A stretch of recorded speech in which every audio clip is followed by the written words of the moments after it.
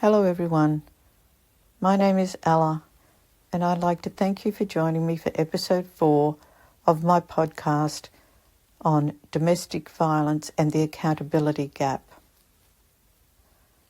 Now, before I begin this episode, I want to say something that I feel very strongly about, and that is the word victim. Victim is not a dirty word. I often hear the word victim spoken about in a negative or dismissive way. And personally, I find that very offensive. Because if a crime is committed against you, then by definition you are a victim. There should be no shame attached to that word.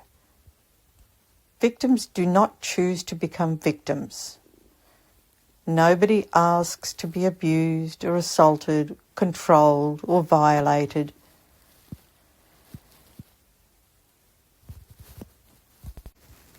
Some people prefer the term survivor. I suppose if we're fortunate enough to survive what happens to us, then yes, we are survivors too. Survivors speaks to our strength, resilience and determination to keep going despite what we have endured. So, yes, we are survivors, but we started off as victims through no fault of our own. We should not erase the word victim in the process, though, because many people never even get the chance to become survivors. Some lose their lives through domestic abuse, sexual violence and other crimes. They were victims. Their lives mattered, and we should not be afraid to use the correct word. Language is very important, especially in criminal matters.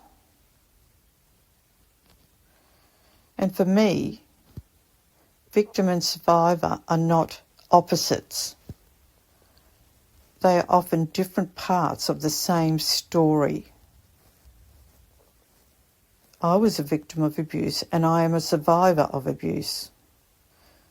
So society needs to stop treating that word, victim, as a dirty word, because it really annoys the shit out of me.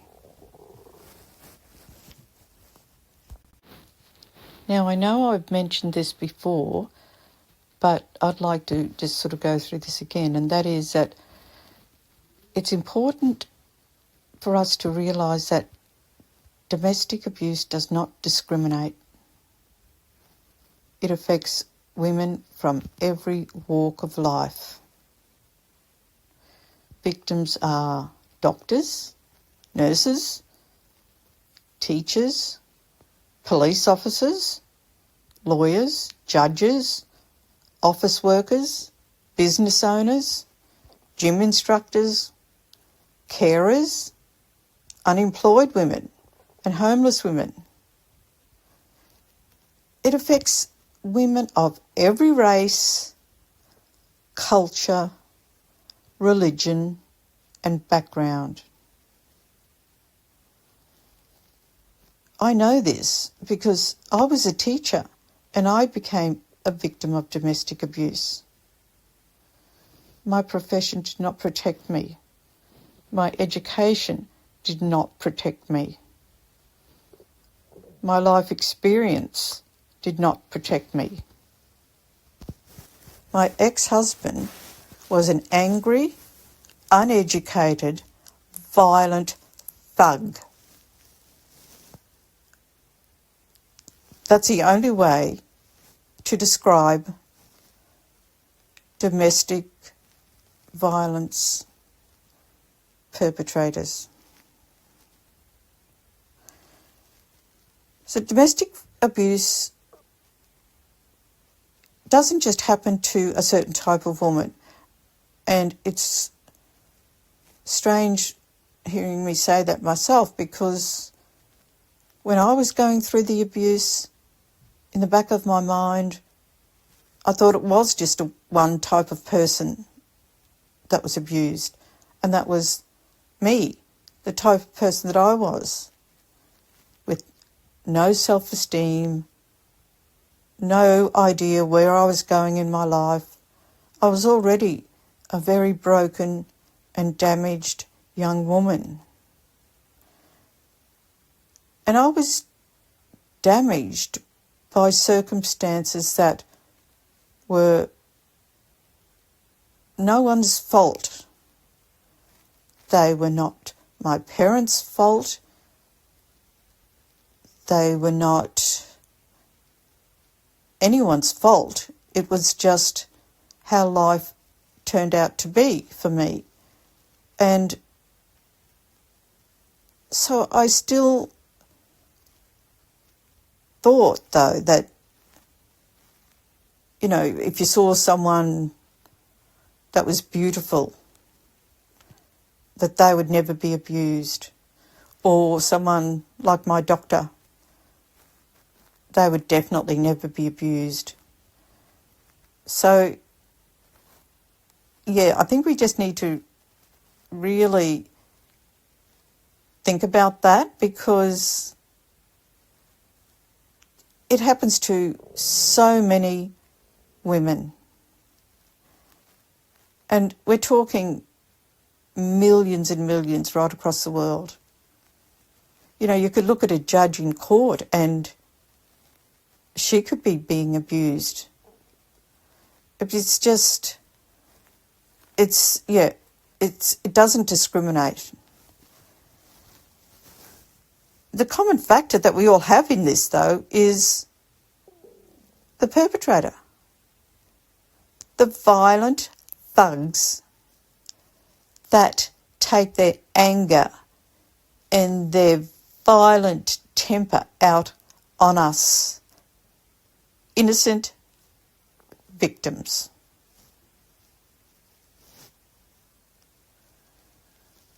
I want to talk a bit about emotional and psychological abuse today, as well as sexual abuse, because most people, when they think about domestic abuse, they think about physical violence. And I must say that I was in that sort of category years ago myself. But for many victims, the deepest injuries are the ones nobody can see. And I'm speaking from experience here, because the psychological abuse that I suffered is the one that is most damaging, because many women describe it like they're walking on eggshells every day, never knowing what mood their partner will be in, or what might trigger their anger or their accusations or punishment. And over time, they begin to doubt themselves, even their own memories and their own judgment. And this is often called gaslighting. Living with this kind of fear and uncertainty day after day has a serious effect on both mental and physical health. And children are affected too. They are being psychologically damaged just by being in that household. As a teacher, I saw children who lacked confidence in almost everything they did. They were frightened of getting answers wrong, worried about being judged, and very reluctant to take part in classroom activities. Many of them were carrying burdens that no child should have to carry. When we see difficult behaviour, or poor attendance, or incomplete homework, or a child who never puts up their hand, it's worth remembering that there may be a story behind it that we cannot see. Like homework, not completed, not even attempted. It's not because the child doesn't care, but because life at home is chaotic. Some children are helping to care for younger siblings, Others are trying to support an exhausted or depressed parent. Things that many people take for granted, like having a quiet place to study or clean clothes, a packed lunch or basic routines, may simply not exist in their lives. And I did see this over and over and over again. So people who think that a child that lives in a very chaotic, abusive household is very deeply affected, even if that child is not physically abused, the mental and psychological trauma that that child will carry with it for the rest of their lives is insurmountable. And even as teachers and people in society, we need to recognise that, understand that, and get those children the help that they need and deserve.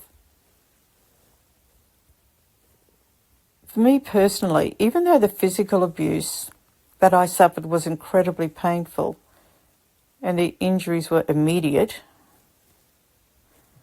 like the black eye that I received by my ex-husband the night I brought my first daughter home from the hospital, was incredibly painful.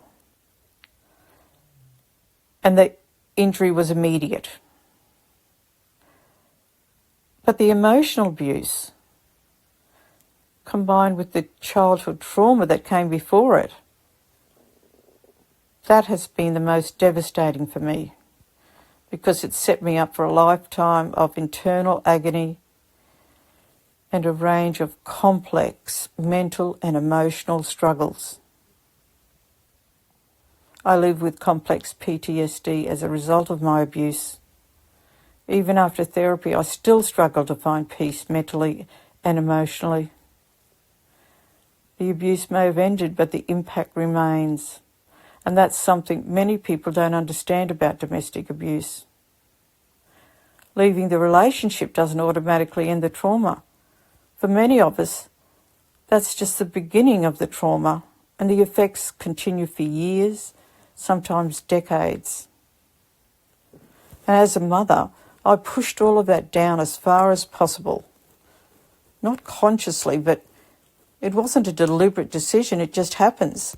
Because mothers are busy raising children and working, paying bills and getting through each day.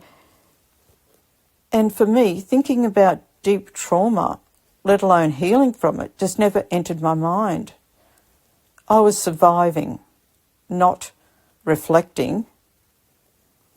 And sadly, trauma doesn't magically disappear just because we want it to or we stop thinking about it. Mine simply waited. And I think that's the same for every woman that has been abused. The trauma is going to wait until I was no longer working outside the home and until I had peace and I was living on my own. My children were all grown and I was alone with my thoughts and my trauma. And for the first time in my life, I had the time and space to recognise the impact it had been having on me all along.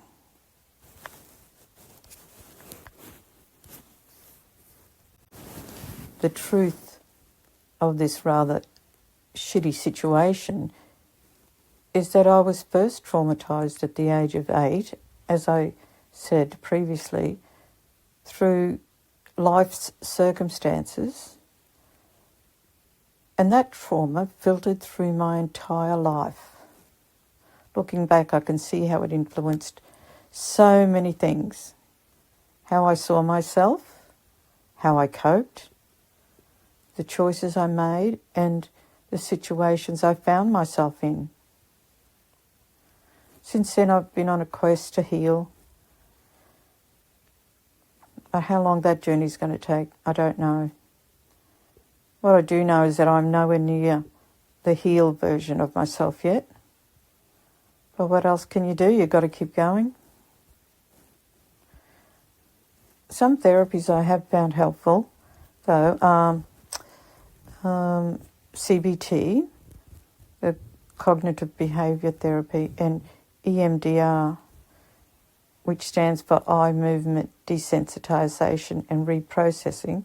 I know that's a lot of words there, but it's a therapy designed to help people process traumatic memories that they feel as though they are still living through at in the present.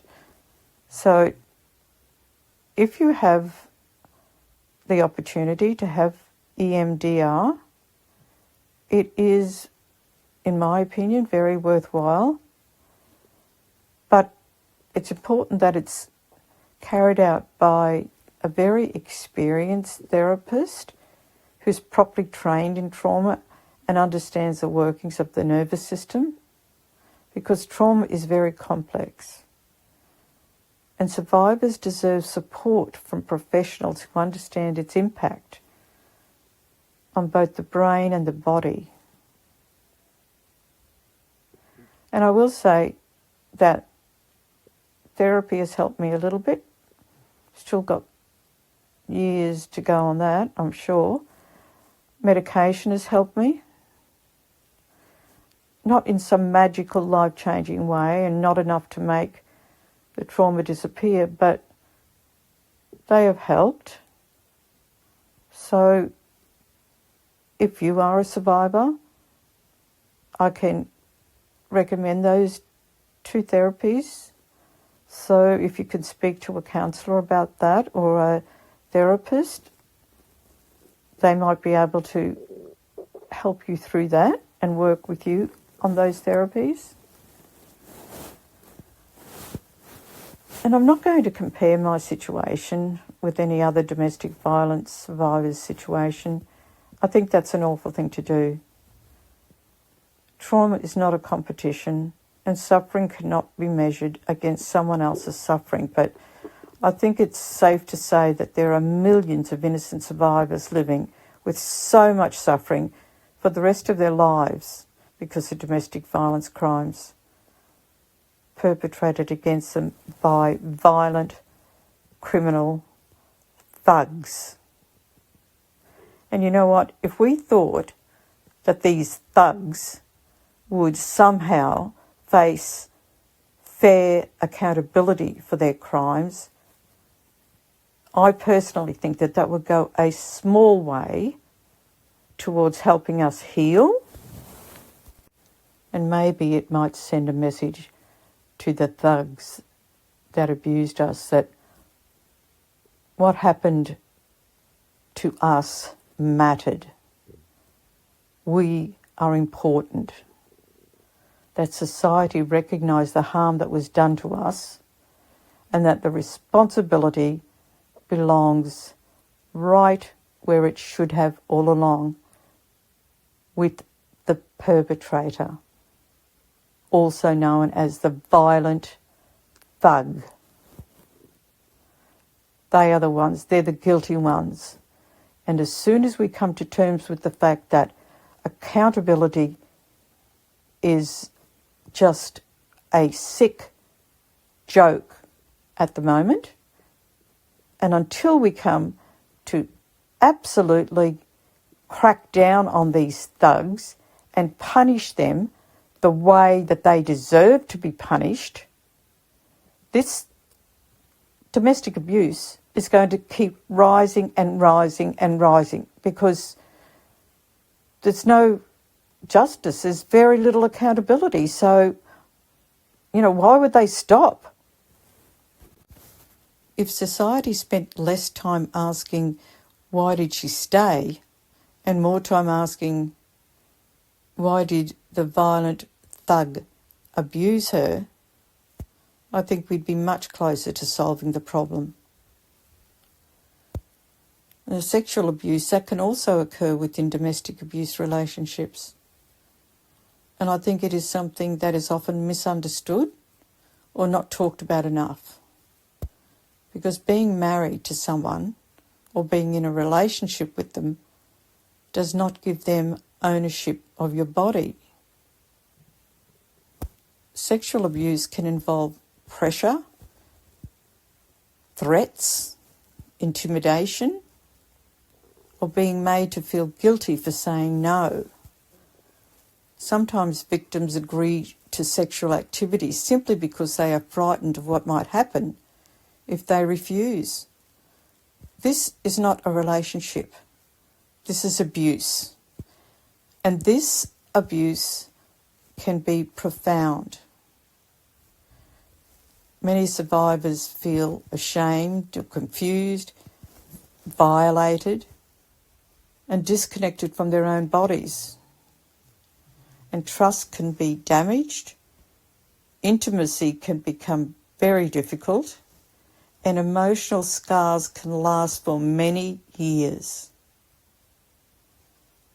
Like psychological abuse, these injuries are often invisible, but they are no less real. I know it's hard when you're in the middle of being abused. You're generally at home alone and you're frightened and you have no idea what to do. Generally, you're physically hurt, emotionally devastated, and normally you're there alone. But I just want to say that if you have access to a mobile phone, please reach out for help. Call the emergency services numbers in your area if you are in immediate danger, or contact a trusted friend, neighbour or family member. There are also dedicated domestic abuse helplines staffed by people who understand exactly what you're going through. And I will list some of those resources in the comments section at the end of the podcast. But just focus on doing one thing at a time, and that is get yourself to safety. Reach out and call one of the services. They will help you. They'll be able to talk you through what the next steps will be. But please don't suffer alone. Reach out. Someone is there to help you. Now, on that note, I'm going to finish off for today. I would ask you all to take care, look out for each other, stay as safe as you can, and I will talk to you next week. Bye for now.